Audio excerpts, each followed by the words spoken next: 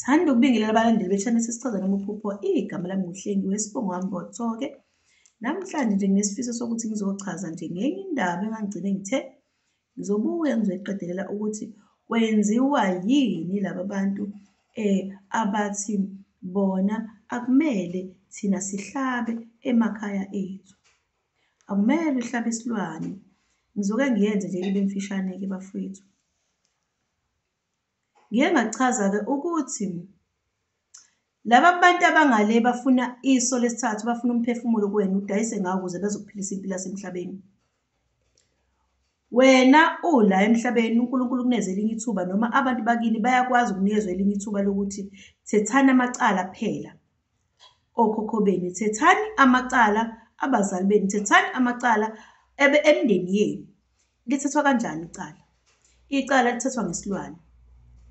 Mawusase icala nje lithethwa ngesilwane, manenza inhlambuluko kufanele kube khona igazi lichitheka kodwa elesilwane.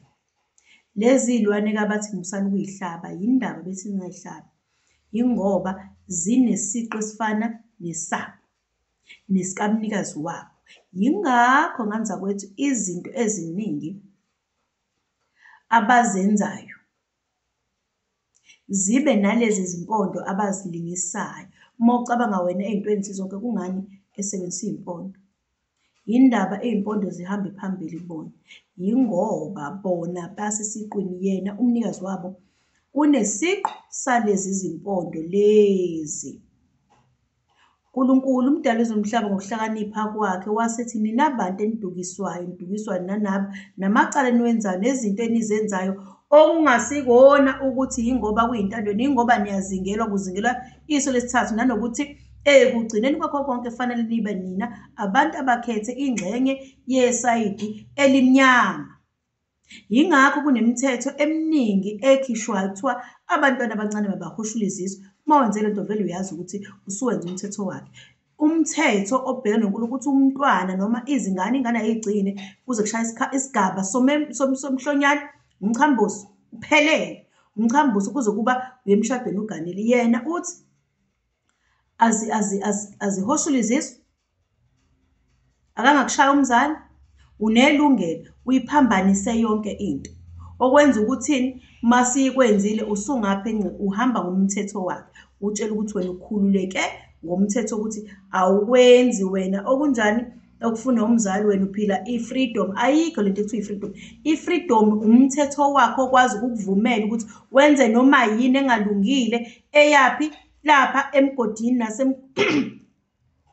emgodini ongenamkhawulo lapha kuphila khona bona nebandla lakhe, ngoba bekhona labazozingela nina enithi nizama ukwenza intando kaNkulunkulu. Yingakho ubona ngazi ukuthi bebelwisana nalezi zinto eziwumuntu nobuzwe bakhe nendlela umuntu isiko limisele yona elifunwa uNkulunkulu. Isiko lapha lifaneleke khona ngokokudalwa komuntu ukuze uNkulunkulu akwazi ukuthola umuntu ngale ndlela wayekade eyiyona ngokumdala, wambekela izimiso ukuthi uyohamba kanje, wenze kanje, wenze kanje. Yena uguqula izimiso ezimiswe uNkulunkulu ngomuntu ukuze umuntu akwazi ukuphila, angalahlekelwa umsamo, angalahlekelwa imvelaphi yakhe. Aguqule-ke yena akulethe ngapha. Uyayizwa loo nto leyo? Aguqule athi musa wena ngane ukushawa, mbopha umzali mayethi shawa. Khona ingane izokwenza noma yini ingezolawuleka. Uma ingane ingasalawuleki liyanda ibandla elenza noma yini lakhe. Uzushawe lesigaba sokuthi usuyahamba emhlabeni. Usukuleya nto ewungcola kwakhe okuhlelwa nguye ukuze phela kushabalale abantu abenza intando kaNkulunkulu umdali wezulu nomhlaba kanye nesiko. Kodwa-ke uJehova umdali wezomhlaba ngoba ukuhlakaniphelile ubesebe ebeka into yokuthi ayakwazi ukuthethwa amacala, ziyakwazi ukulungiswa ilezi zinto lezi esuke sezonakalile. Abanye abasuke bebe nobufebe, ababekade bengene bathi itshiye etshwaleni ngazo zonke izinto ezilethwa yibona ebathi ziyi-freedom ukuze singene lisithi intshi ezintweni ezingalungile khona singeke size sifike lapha-ke ngoba lezi zinto ayivumelayo azikho ngapha, asenziwa nhlobo.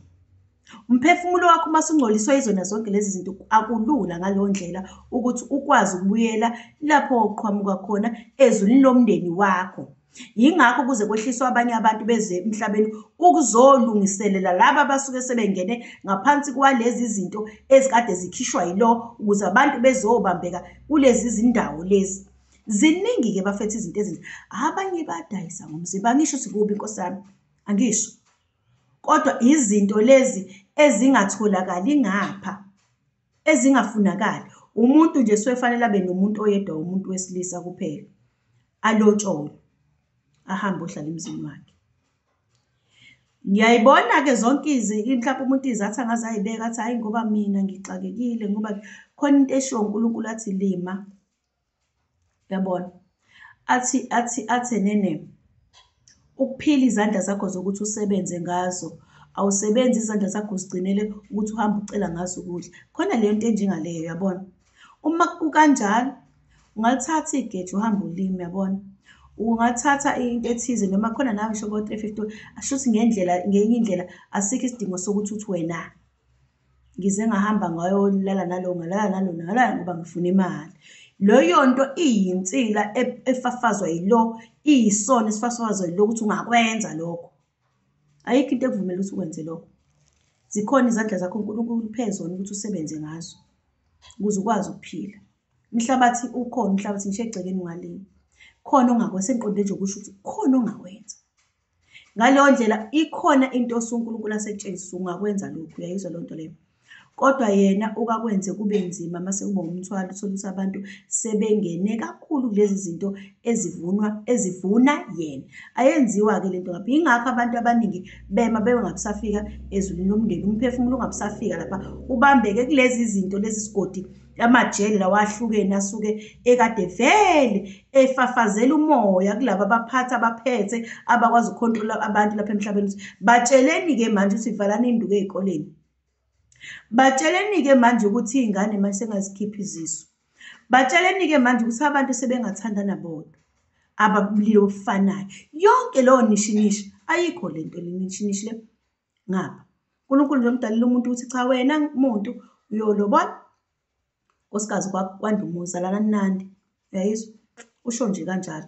Uma kanjalo-ke ngoba uNkulunkulu uzibona zonke lezi lobuqili bakhe abenzayo, kubangwa vele abantu la kahle kahle.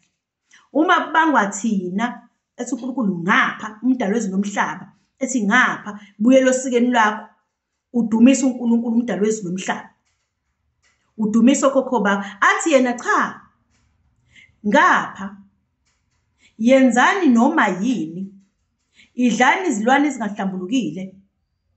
Athi idlani, aza kusho ukuthi ungayidli ingulube. Yena athi alikho isiko, alikho isiko. Akekho umuntu ongenalo isiko, ngabe uqhumetsheni. Ngabe uqhumetsheni futhi nakhona ngazi ngabe uqhumetsheni mase kuba kanjani. Umuntu unesisekelo sakhe afanele aphile ngaphansi kwaso.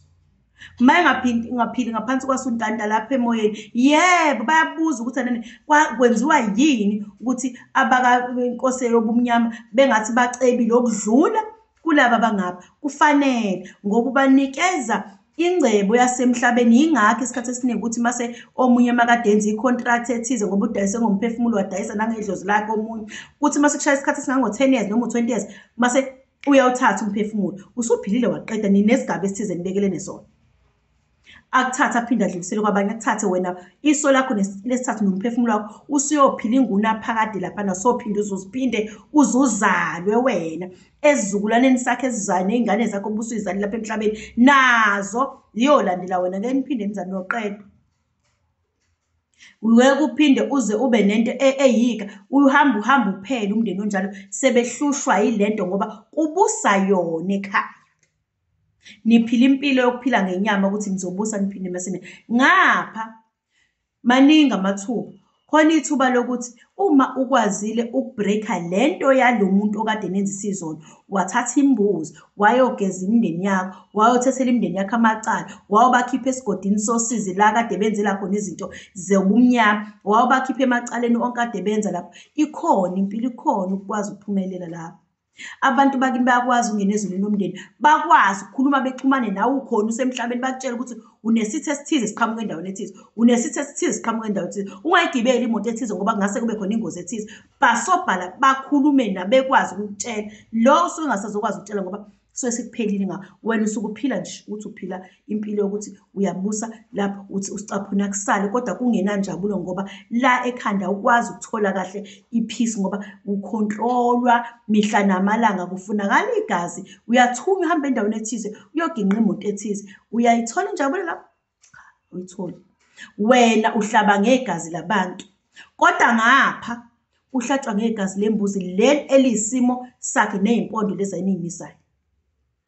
Akafuni-ke nina abantu enigcina isiko, enigcina inkolo yomdali wezulu umhlaba ukuthi umuntu akabe wuye agcine usiko lakubo, agcine isiko lakubo, enzelwe iziphandla, enzelwe. Akakufuni-ke lokho ngoba njengoba nizokwenza njalo nibulala phela nina lezi zono lezi, niqeda lezi zono angafuni niyiqede. Okwesibili, niqeda yena amandla uma nizosithatha imbuzi le nizikhiphe lapha. Yena uyabafaka abantu, nina niyabakhipha. Nibakhiphe ezonweni baqedile amacala. Akakufuni lokho. Yayizwa leyo nto leyo? Yingakho kuthiwa musani ukuhlaba ukuze ningazophinde niphunyuke. Okwesibili, yingakho kuthiwa musani ukuhlaba ngoba ukuhlaba kwenu nimqeda amandla. Yena uhlaba ngomuntu, thina sihlaba ngembuzi. Imbuzi isimo sakhe. Kuyamdina kabi kabi lokho.